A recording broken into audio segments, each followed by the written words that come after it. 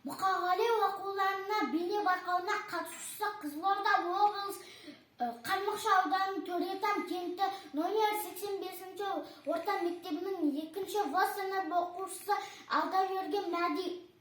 Мұқағали Мақатаев: үш бақытым, ең бірінші бақытым халқым менің, соған берем ойымның алтын кемін. Ол бар болса мен бармын, құр болмаймын, қымбатырақ алтыннан нарқым менің. Ал екінші бақытым, тілім менің тас жүректі тілмен тілмедім, кей-кейде дүниеден түңілсем де қасиетті тілімнен түңілмедім. Бақытым бар үшінші отан деген, Құдай деген кім десе отан дерім. От сөнген жалғанды жан барсың ба? От сөнген жалғанды жан барсың ба?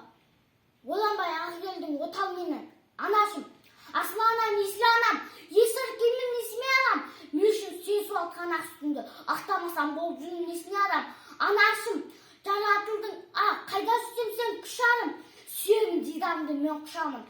Қайда сүсем өзіңдей қарсы алады кеңбайдағы отанның кең құшағы. Анашым, жаратылдың бағыма үшін, білемін көңілсіз қарсы аласың. Қайда сүсем қамқоршым отаным бар. Қапа болма, мен үшін не қыласың?